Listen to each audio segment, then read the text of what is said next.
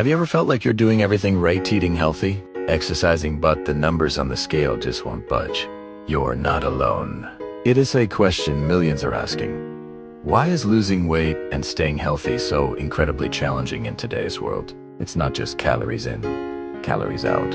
What if some common ingredients are subtly sabotaging your metabolism? Today, we redive into widely discussed theories about modern food that could be making weight loss an uphill battle.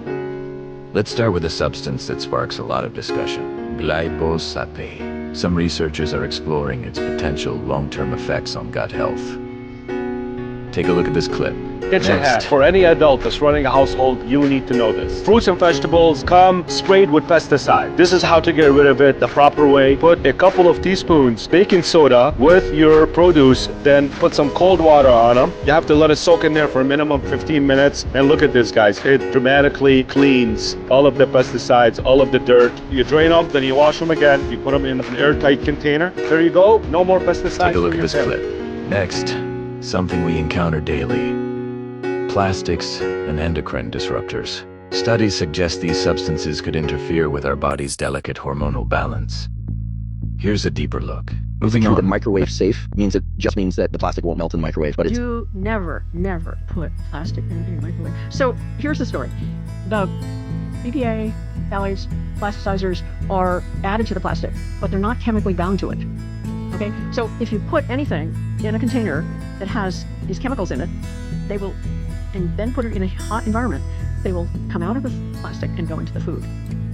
So if you in a microwave, or you put your bottle in the car and the sun comes in and warms up the bottle, and then the stuff goes into your water. You don't want to mix these chemicals and your food, but if you do, the worst thing is to do it in a deeper look. Moving on, let's explore the vast world of chemical additives in processed foods. Are these preservatives and stabilizers truly benign to our metabolic health?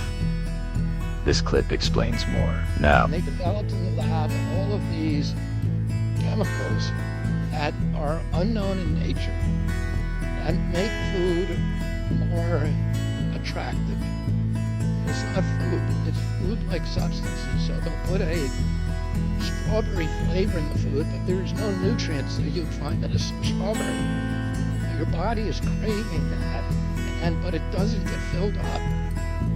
And it doesn't give you nutrition, but you want to eat more and more, so you get obese, but at the same time you get malnourished. And they put addictive substances like sugar and sodium and others, monosodium glutamate in our foods that make you so that you don't get satiated. Now you constantly want to have more.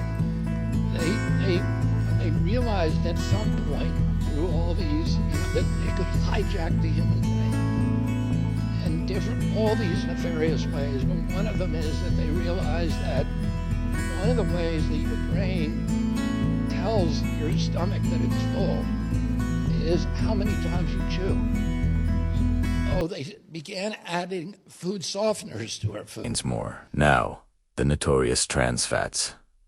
While efforts have reduced them, understanding their metabolic impact is crucial, as some argue they still linger. Here's why they're so problematic. Next up is high fructose. Scientifically proven to cause disease and death. Trans fat or hydrogenated fat, that should never pass your lips. Highly proven to cause heart attacks, diabetes, inflammation, and it's toxic. It was banned, but through a little bit of a tricky loophole, you can still find it in certain products. Well, they gave the food companies a long runway to actually get rid of it from the food, but it's still all over the supermarket. Even though in 2015 it was ruled not safe to eat. It's something called GRAS, or generally recognized as safe. And by the way, it was only after 50 years of data proving that it wasn't safe that finally a guy who's been working on this for 50 years, he was in his 90s, a doctor, a scientist, sued the FDA. That's why they finally had to succumb to getting it up, because the food companies didn't want it. They had to swap out all kinds of ingredients in their products. Every single processed food had this in it. Problematic. Next up is high fructose corn syrup. Its unique metabolic pathway has led many to question its role in issues like insulin resistance and fatty liver. Let's delve into its effects.